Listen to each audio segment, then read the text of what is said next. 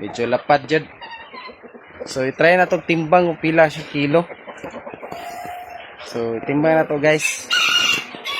Kay murag bye po.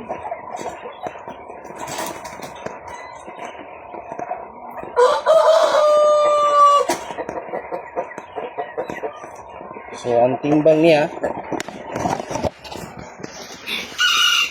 medyo dako po siya. 6 gyapon.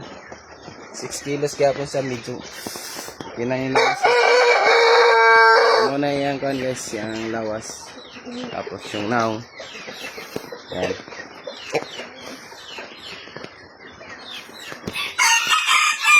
So katong IG na ko nga isang hin ako silang gibrid, so nasali anak guys unom pa buk chak kayo.